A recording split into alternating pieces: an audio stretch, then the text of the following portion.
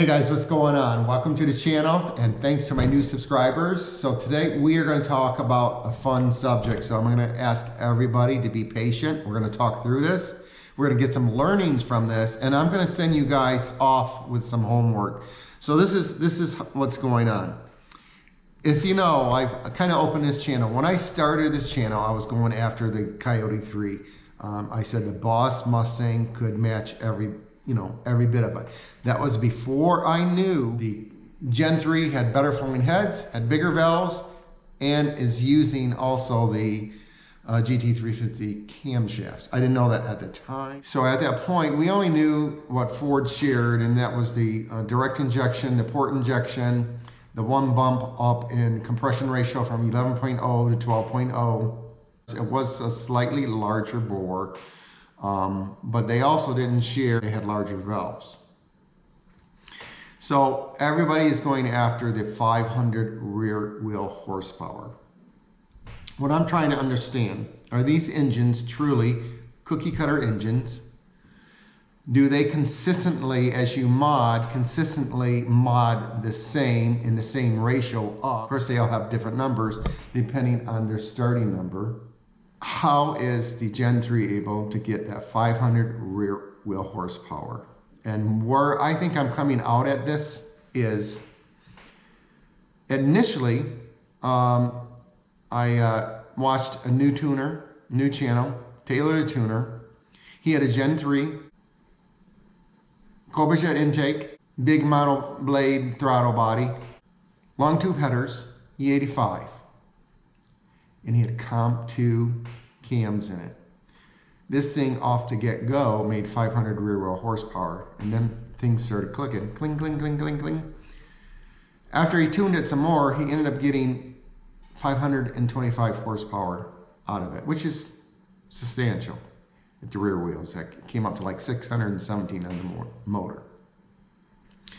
So anyways, as we're going down this road, are we ever going to get to that? I don't think so. I don't think my Boss, fully modded, will get to 500.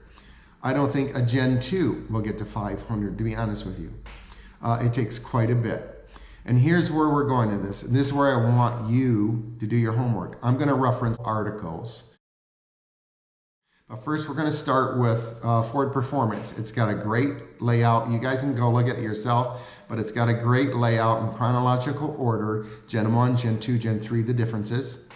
And then we're going to look at a hot rod article on intakes. And then if you guys get the opportunity, go to your local Barnes & Nobles, see if it's there. Reference the SA design books about Coyote building.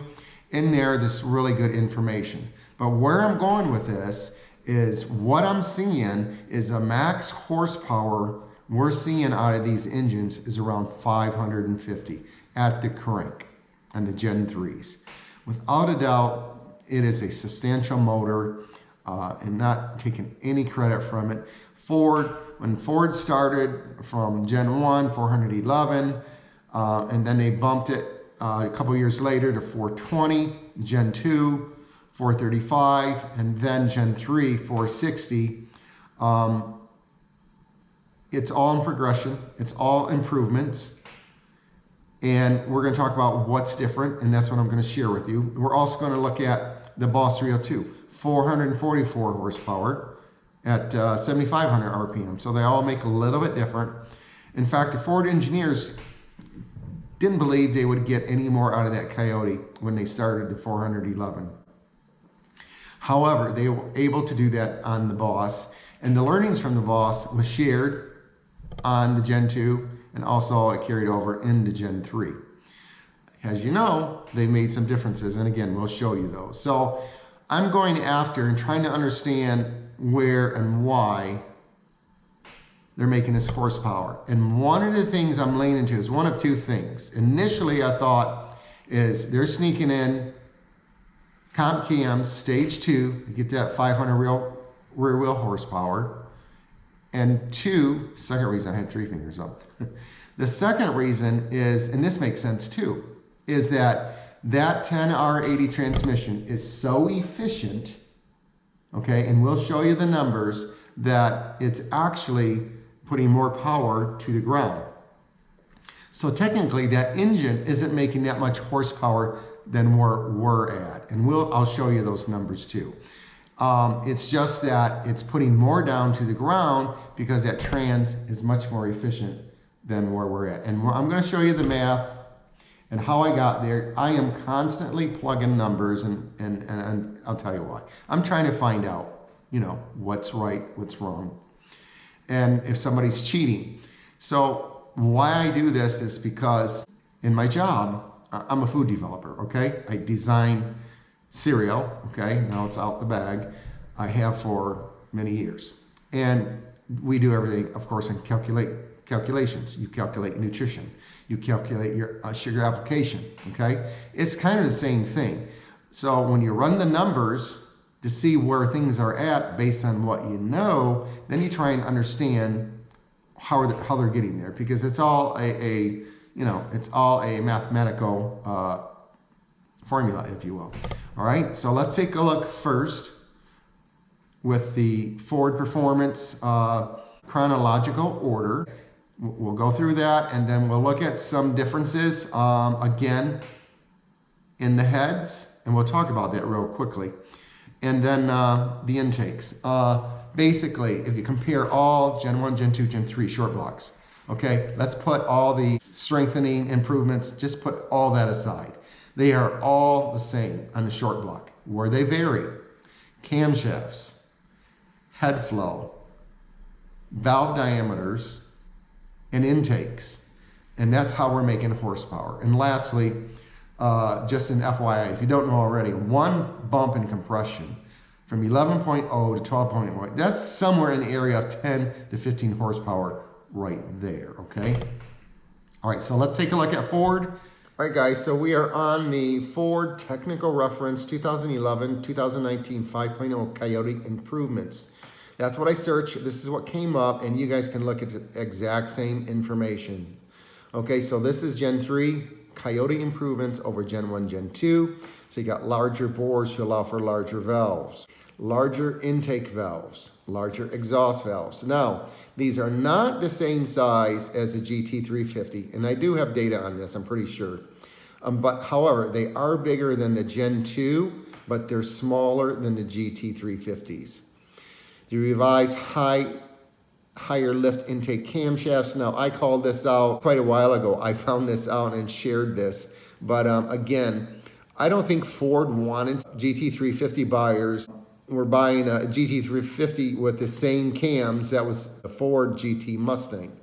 They kept that quiet, and this is one of the reasons why this motor responds so well to mods. The Ford information, and then we'll get started there, and then we'll come back to the math. So stay with me. So the next article on Hot Rod, they're testing all 4 intakes on a Gen 3 Coyote engine. Okay, initially it was shorties, and then they went to long tubes, E85, cold air intake. I think it was JLT2. Now, this is where it gets interesting, and this is what we're going to talk about. Check it out. So if you can stand my unsteady hand here, so you can search this article on Hot Rod. I'm not going to repeat it because you're looking at it. So let's scroll down and get to the numbers. Again, the 4 intake manifolds they tested. It just kind of describes the Gen 3. The first dyno test, they are able to produce, and this is on shorty headers, 532 horsepower, 450 foot-1 pounds of torque. That's huge, right? Let's see what intake they had on. That was with the stock intake GT8 manifold. So they're going to go through all these specs, Gen 1, Gen 2, the differences. And look how much difference in intake volume between the Gen 1, Gen 3. This is where you make your power. The cross section of your bell mouth, and then the length. Look at the difference in runner length.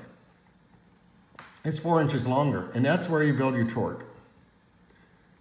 Longer the runner, the more torque you're going to make. So this is a really cool article, but we're going to get to the numbers, all right? Because They got a lot of drawings, so I suggest, that's what I said, you guys get to these, they talk about the different intakes, right? And that whole void in between the engine, this is where it gets deeper and deeper, right? This is where they're able to extend that length of the intake runner. I forgot I had this touchscreen. So let's move up. So they're going to compare the Boss and the Cobra Jet. So Boss and the Cobra Jet are very similar, except the Cobra Jet has a larger intake volume. Same length on the runners. And I can tell you, the Cobra Jet is still king, if you ask me. I'll let you guys go through those details yourself. This is really good information. I'm not going to go line by line. We're going to get to the numbers. That's what we're looking for. So you got a stock 2018 manifold in GT350. The stock is the blue. GT350 is the red. And you see they kind of overlap, and they make different sets of power across the whole RPM range, just slightly different. Again, we'll get through you can look at those details because they lump them all together. So that's why I suggest you guys go look at this article, read it. Read it so you know it. Here we go. On the dyno, here's what we're looking for. So peak power, 2018, you got 549.8. The Cobra Jet, 545.5. The Boss 302, 531.2. This is, again, long tubes, cold air intake, E85. So this is pretty much the max power we're going to see out of this engine, okay, on the stock cams. Now, the Boss dropped about 18 horsepower over the 2018, and 14 maybe, a little bit less, yeah, about 14 on the Cobra Jet. But look at the average horsepower between the 2018 intake and the Cobra Jet. There's almost 28 more average horsepower. So guys, making that change, you go into the 18, I suggest get on the Cobra Jet. It's the ticket. The Boss was at 430. It's down a little bit, but the average torque isn't so bad on the Boss. 433, like the Cobra Jet, 432, and then 441 on the stock intake. So a couple of things we're going to look at real quick. Now, this is where we get into the numbers. All right, we're going to write these numbers down. And we're just going to go with the Cobra Jet, the 545, and the torque, 468.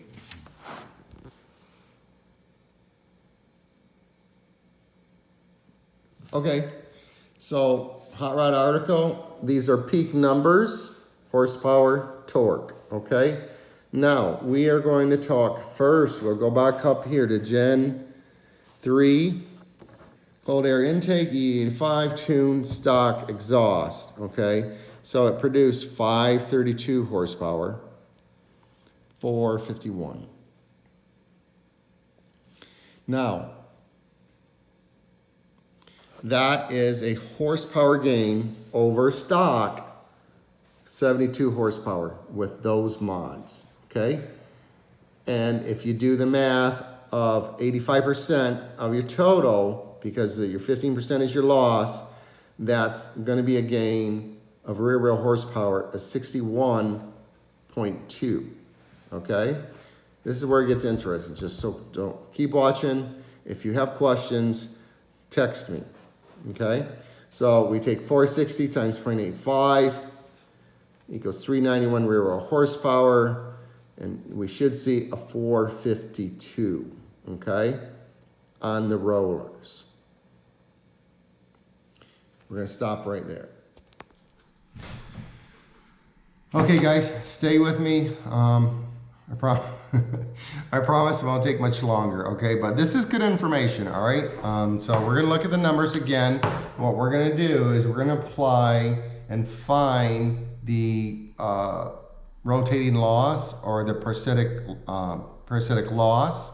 We know that the Boss is roughly at 85%. I suspect the way that the Gen 3 is getting their rear wheel horsepower, and isn't because, well, I thought one of two things. Somebody's cheating, which anything above 500, I think they're cheating. I'll be honest with you. Like 517, and there's no way they're getting 517 rear wheel off the stock motor based on this engine dyno on a Gen 3. You're about max at 550. So we're gonna look at what the numbers are for parasitic loss, and we're going to apply that math, and we're going to see how everything works out. All right, so just bear with me. So we're going to start with these numbers. We know, based on what I'm seeing online, for starters, rear wheel horsepower, Gen 3s, when they first get on the roller stock, their control number is 425. We also know that a Gen 3 motor at the crank is 460 horsepower, based on Ford's reporting. Again, the Boss is 444 times 0.85 for the 15% loss, you get 377. We're gonna round that just for shits and giggles. We're gonna just round it to 380, okay? Horsepower, rear wheel, okay? Now, let's find out what 425 divided by 460 is, and that's going to give us our loss. So we got a 0.9239 times 100, okay, to convert back to percent. Okay, you got a 92.4 minus 100. This is how efficient this 10R80 is. So it's 7.6% loss in rotating mass. That's crazy to think that. So to find that, when you do the math, you got 500 wheel horsepower divided by the 0.924 will give you your total. That comes out to crank horsepower 541, which is really close to the numbers that were provided by the test, okay? So I just want to share that. Here's the other thing that goes a little bit interesting, all right? We know, and I'm gonna apply this on what I know from my Boss, rear wheel horsepower, 449, divided by, it's a different number because there's 15% loss, so we're going to divide by 0.85. That equals 528 horsepower, right? With long tubes, E85, ported intake. Now look at this. It gets even more interesting. Let's look at these numbers, okay? Let's go back to, where was it?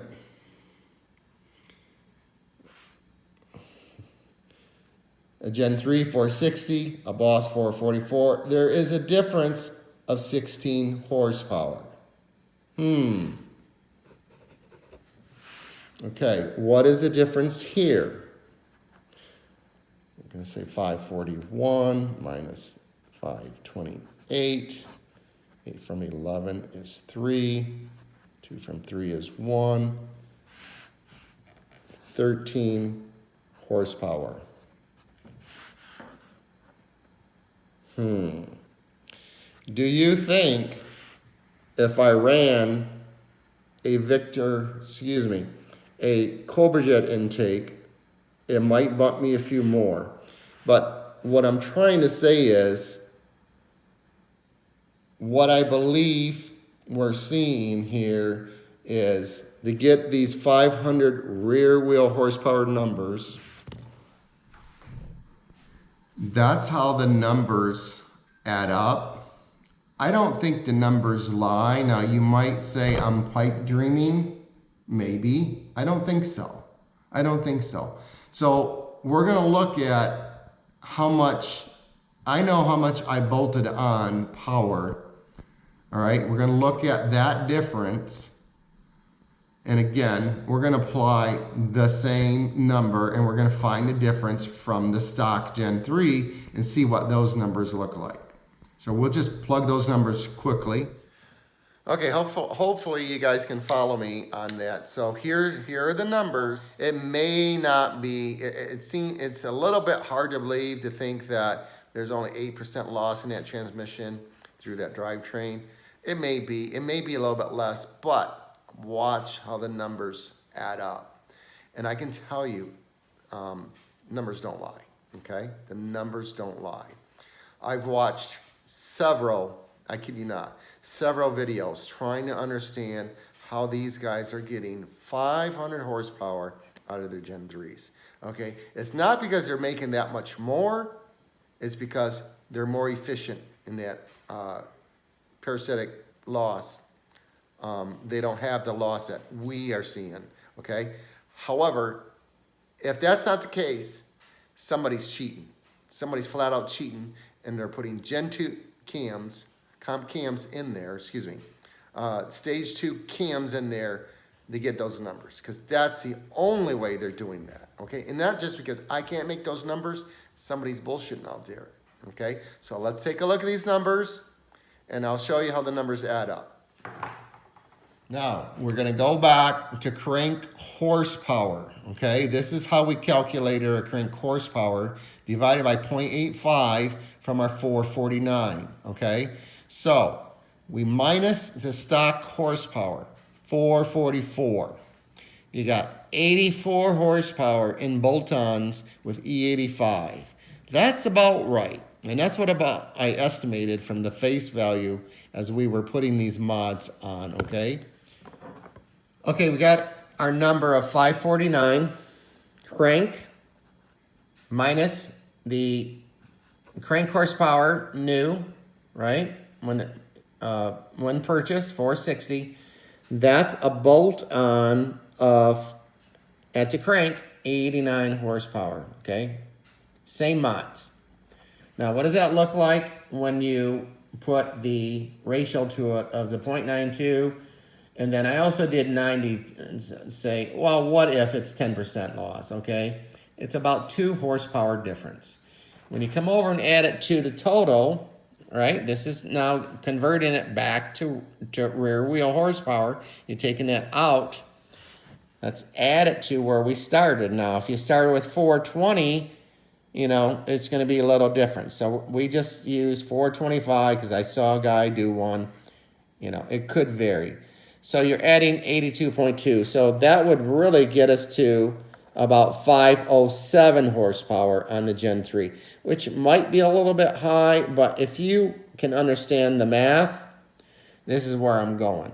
And really, how they're getting that horsepower out of that Gen 3 is the efficiency of that transmission. And if it's not the efficiency of the transmission, right? Again, there's some adjustments. Maybe it's a 10% loss. It's going to adjust the numbers a little bit lower, but that's how they're getting there. If you're not getting there that way, because usually a automatic has a higher loss than a stick, then somebody's cheating, and they're not telling us. I suspect that might be happening, but when you apply the math of the starting rear wheel horsepower of the Gen 3 stock, that's your control, divided it into the total, it does seem that they're more efficient. So I think they're making it by the efficiency of the transmission. So ultimately, those engines are not that much more potent than a Boss. If you take my numbers on my Boss, we got 528. If we add a Coyote Jet intake, I might be able to squeak out 10 more. That would get me to, 535. But again, if you do the math, we are consistently different as we started, that 13 to 16 horsepower. So that's what I'm saying, guys. Proof is in the pudding. Them Gen 3s, yes, they are flat out great motors. They have evolved into better where we're at. But our Boss engines, I still think are badass. And I will still put my money down. You mod a Gen 3 against the same as my Coyote, my Boss 302, I'll run you. All right? Come and see me. Okay, guys. Hope you liked the video. Hope you liked the information. Thanks to my new subscribers. Like and subscribe. That's food for thought today. So you guys do your own research. Check out the articles. And, keep looking. Keep trying to figure those numbers out. All right, guys. Thanks again. Have a great day and take care.